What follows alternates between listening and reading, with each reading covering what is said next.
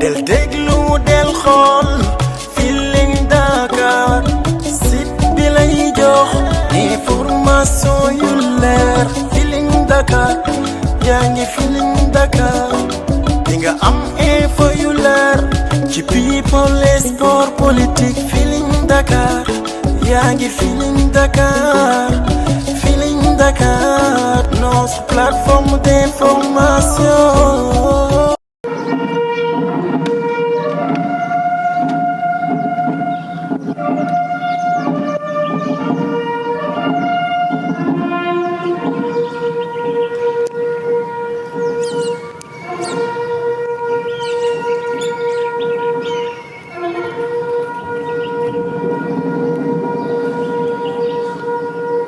maa ngi leen di sant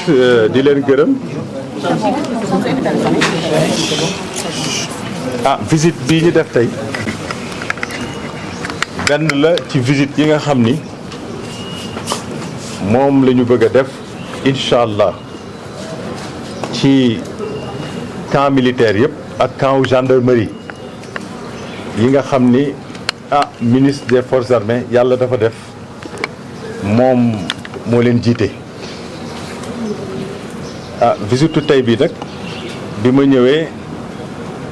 dama sant suñu rakk ak suñu collègues yi nga xam ni ñoom ñoo fi ne te yàlla dénk leen armée tey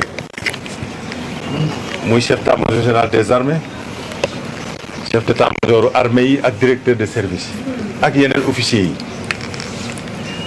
sant leen ba pare encouragé leen ñu gën a góorgóorlu ci liggéey bi nga xam ni moom la leen réew mi dénk biñ defee loolu ba pare jéem nañu aussi wax leen ne waruñoo fàtte suñu frère d'armes yi suñu camarade d'armes yi nga xam ni yàlla dafa def bi ñuy liggéeyal seen réew ñu ñàkk ci seen bakkan ñooñu waruñu leen a fàtte war nañu di leen fàttaliku tout le temps di leen ñaanal di taxawu njaboot yi nga xam ni ñoom lañ fi bàyyi di ñaan aussi pour suñu xarit yi nga xam ni bi ñu demee opération muy ci biir réew mi wala bitim réew yàlla dafa def ñu am ci ay gaañu am ci ñoo xam ni gaañu yu metti sax la ñu am waaye ñu tamit ñu ngi leen di ñaanal yàlla may leen wér di leen wax aussi que duñ leen fàtte lépp luñ mën a def pour taxawu leen incha allah dinañ ko def di profiter aussi ci visite bi pour sant suñu mag yi nga xam ni ñoo ñu jiitu ci armée ndax suñu mag yooyu ñoo góorgóorlu ba tabax armée bi nga xam ni tey jii moom lañ ñu bàyyi. Armée sénégalaise suñ koy wax ñëpp fier ci ñëpp kontaan ci ginnaaw yàlla ak liggéeyu suñu mag yooyu nga xam ni ñoom ñoo ñu fi jiitu ñu ngi leen di sant di leen ñaanal fan wu gudd ak wér gu yaram. bi ñu jógee ci loolu defal nañ ma ay présentation yi nag vraiment dafa dal suñu xel ndax ci biir présentation yi mën nañoo gis bu baax ne armée kat xam na bu baax lan mooy situation bi tey armée comprendre na li nga xam ni mooy enjeu yi environnement sécuritaire bi ci biir Sénégal ak ci biir armée comprendre na ko ndax soo comprendre loolu day jafe lool nga mën a def teg ay solution pour jël en charge problème mu sécurité yi am donc biñ leen dégloo suñu xel dal na ci loolu biñ leen dégloo aussi suñu xel dal na ci li nga xam ni moom la ñu wax ne moom la ñuy jël comme matuwaay pour mën a jël en charge problème mu sécurité yooyu ñu wax ci ni ñuy doxale ci vision bi ci plan yi ñu am ci stratégie yi ñu def yëpp vraiment yooyu yëpp dafa am cohérence ba pare yooyu yëpp dafa méngoog problème yi nga xam ni moom la ñu partagé présentation yi tamit dal na suñu xel parce que gis nañ ni suñu kilifa yi ci at yi passé ba tey def nañu lépp loo xam ni mënoon nañ ko def pour jox armée jumtuwaay yi nga xam ni moom la soxla pour mën a def mission ci conditions yi nga xam ni moo gën ci conditions yi waaw vraiment jox nañ leen ay capacité yu mucc ayib du doy mukk nag mais nag jox nañ leen li nga xam ni moom la ñu soxla pour mën a def seen liggéey ma wax leen ni autorités yi nga xam ne nag ñooy egsi te le chef suprême des armées jiitu ci muy le président Bassirou Diomaye Faye autorités yi dine ñu góorgóorlu ñoom it continuer di jàppale armée pour que lépp loo xam ne armée soxla na ko ñu mën koo teg ci loxo armée pour que armée mën a def liggéeyam ca na mu gëne waaw ni ko yeneen autorités yi defe woon noonu la ko autorités yi bu neexee yàlla di continuer wax naa leen tamit ne armée boo xam ne daal am na jumtukaay yi mu war a am pour mën a def liggéeyam baax na wante am armée boo xam ni aussi mën na ci bi muy def liggéeyam mën a jàppale aussi réew mi ci fépp foo xam ne soxla nañ fa armée loolu tamit baax na waaw mooy li ñuy wax naan sécurité humaine waaye participer ci affaire environnement nga xam ni loolu problème la actuellement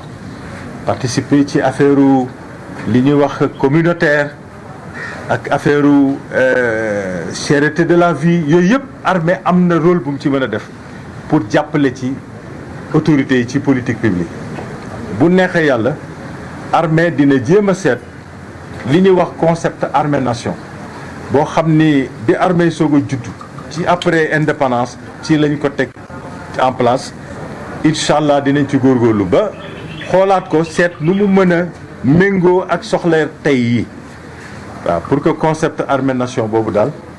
mën a yombalal intervention armée ci secteur yi ma wax ak yeneen i secteur waaw loolu yëpp nag aussi wax nañu waa armée ne leen loolu yëpp nag dafa laaj aussi armée comme ni mu ko yàgg a defee rek gën a góorgóorlu pour mën a dëgëral relation yu mu am ak population yi ndax armée dafa war a am relation de confiance ak population yi pour que armée ak population yi ànd fépp foo xam ne war nañ fa ànd def liggéey boo xam ni liggéey boobu ci njariñu Sénégal rek lay doon waaw loolu tamit vraiment bokk na loo xam ne discuter nañ ko te am nañu yaakaar ne ñi yilif armée incha allah dinañ ci gën a góorgóorlu pour que confiance boobu vraiment ñu renforcer ko suñu diggante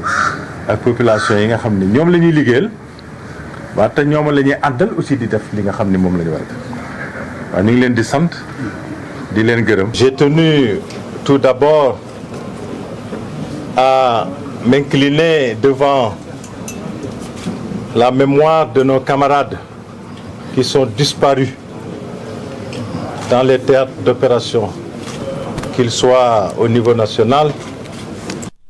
ou au niveau international. J'ai également prié pour un prompt rétablissement de nos camarades victimes de blessures,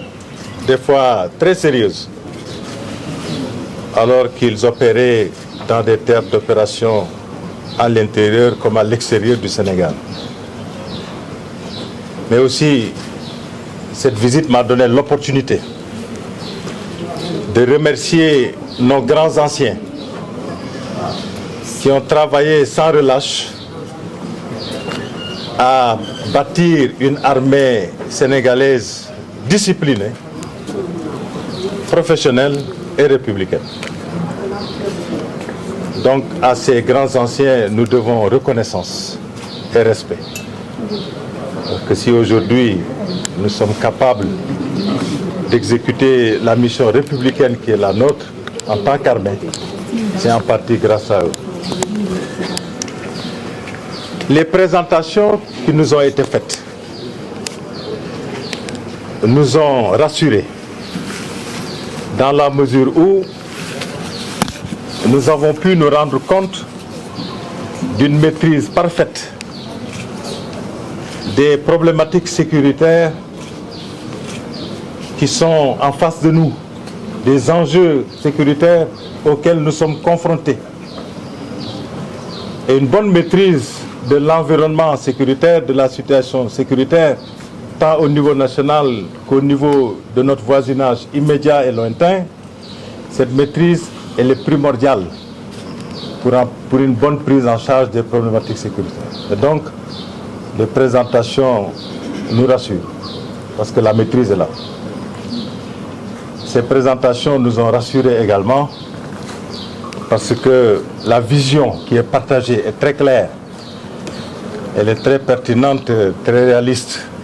Les stratégies, les concepts, les plans sont tous pertinents, très réalistes et permettent à terme de prendre en charge les enjeux sécuritaires qui ont été partagés avec nous. Les présentations nous rassurent enfin, parce qu'à travers elles, nous nous sommes rendus compte que les autorités du Sénégal ont fait tout ce qu'elles pouvaient faire pour mettre à la disposition des armées les capacités nécessaires pour une bonne exécution de la mission des armées, pour une exécution dans des conditions optimales de la mission des armées. Aujourd'hui, je puis aussi vous dire que les autorités actuelles de notre pays sont inscrites dans la même dynamique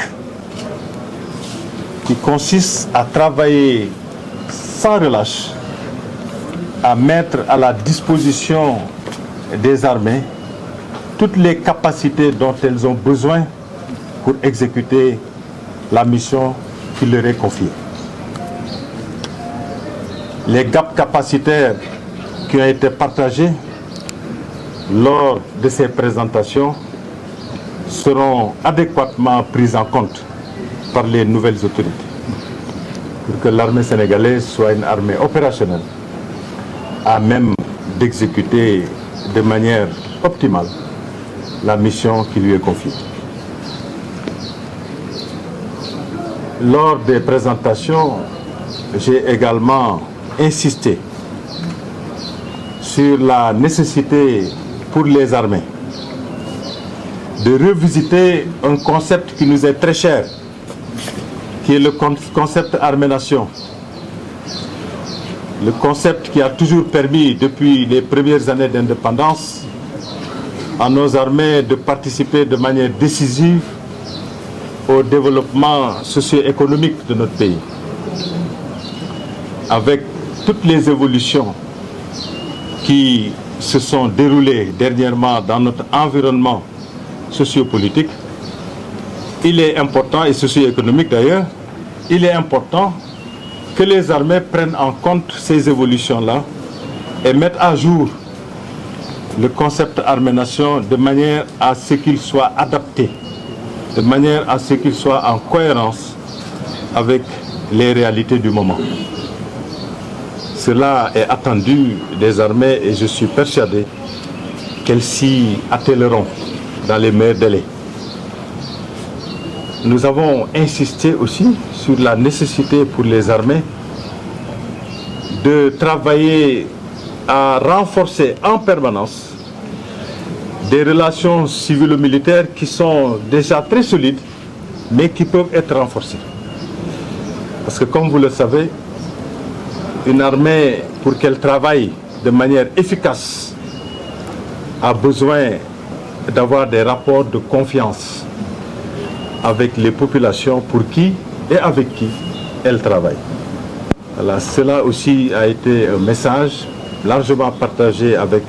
nos camarades de Dial Diop, les différents chefs des armées, les différents chefs de service. Et nous avons bon espoir que tout cela se fera dans les meilleurs délais. Et nous y avons ajouté l'importance d'entretenir des relations de confiance avec nos voisins, qu'ils soient des voisins immédiats ou des voisins lointains. Parce que comme vous le savez, la sécurité du Sénégal est intrinsèquement liée à la sécurité de nos voisins. Et nous devons donc créer les conditions de collaboration de coordination et de coopération avec les institutions militaires de la sous-région. Voilà en résumé ce que j'ai eu à partager avec le commandement des armées, que je remercie du fond du cœur pour son engagement, son professionnalisme, sa discipline. Merci beaucoup. del déglu del xool Feeling Dakar site bi lay jox information yu leer Feeling Dakar yaa ngi Feeling Dakar di nga am info yu leer ci people et sport politique Feeling Dakar yaa ngi Feeling Dakar Feeling Dakar notre plateforme d'information